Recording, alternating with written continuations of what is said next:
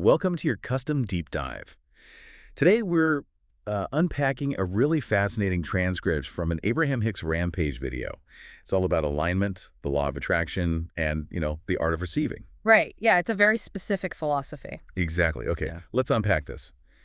The text lays out this really bold, but honestly kind of simple premise. Basically, it argues that living happily ever after really only requires two things from you. Just two. Right, defining exactly what you want and truly believing it can actually happen. Doing those two things consistently, though, that is a profound practice.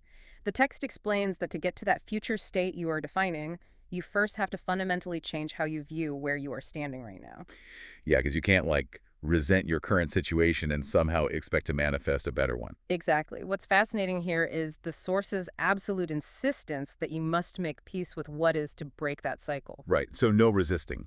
Right. You have to sort of trick your brain into feeling satisfied now, so it starts searching for more satisfying things. The phrase they use is that you are currently perfect and evolving. Perfect and evolving. I like that. It makes me think of, like, a smartphone. Oh, right. Like, your current operating system works perfectly fine. Right. It's fully functional. It does what you need. But you can still be super excited for those new features coming in the next software update. That is a perfect way to put it. And, taking your smartphone analogy a step further, if you smash the phone in frustration because the update isn't here yet. You just left with a broken phone. Exactly. You can't download the update anyway. That's the text's mechanical argument for maintaining your current peace. And to help build that bridge between the perfect present and the evolving future, the text offers this highly repetitive mantra to build belief. The phrase is, everything is always working out for me. Yeah, the source repeats that line over and over. It's all about using that mantra to attract specific everyday desires. Like, I don't know, having incredibly good timing in traffic or feeling like you're riding a literal magic carpet of momentum through your day. Right, but riding a magic carpet of momentum sounds great when traffic is light, But the text addresses what happens when you're hit with a real crisis.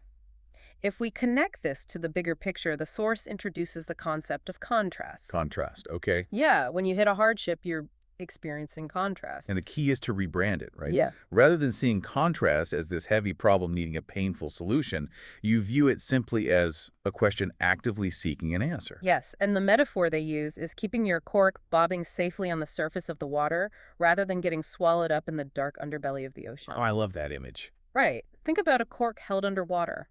The moment you let go of your grip, or in this case your focus on the negative, the cork's natural buoyancy shoots it back to the surface. The text argues human joy works the exact same way. So what does this all mean? Does bobbing on the surface mean we just, ignore the world's real suffering? Because that sounds a bit like turning a blind eye to the heavy stuff. I'm glad you brought that up because the text explicitly counters that assumption. The speaker actively desires that children go to bed with full bellies and that people feel so inherently valued they never resort to violence. Okay, so it's not about not caring. Not at all. The philosophical argument is about mechanics. You can only be a true catalyst for positive change by staying on the periphery of the problems. If you dive in and drown in the world's misery, well, you lose your objective ability to find solutions. You have to stay buoyant to pull anyone else up. Exactly. Helping others from that periphery really requires a massive amount of self-compassion when you inevitably stumble. Because if you're listening to this and thinking, well, I just lost my job, I don't feel like a naturally buoyant cork. Right, and the text actually accounts for that. We have to accept our own personal ebb and flow, just like the ocean. The source acknowledges there will be times when you're in a state of depression, when you aren't anywhere near the vibrational vicinity of joy. Meaning your emotional frequency just isn't matching the things you want. Exactly. But the core promise is that even in those low moments, source energy, that universal creative force, still has its loving gaze fixed upon you. Here's where it gets really interesting. There is so much relief in that. There really is. You don't have to beat yourself up for not being at your absolute best every single day. The text actually says you just have to serve yourself first, let go of those impossible standards, and tend to your vortex. Yeah. And to clarify that term, the vortex is essentially their concept of a mental and energetic holding area.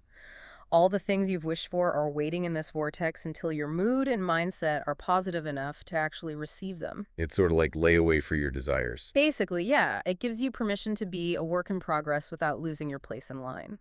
To bring this all together, this deep dive really centers on three main ideas.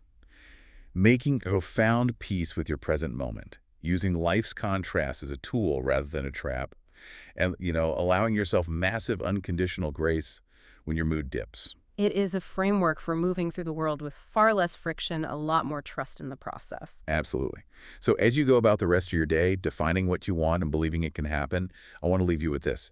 If you truly internalize the source's promise that pure positive energy has its gaze upon you at all times, how would that change the very next decision you make today?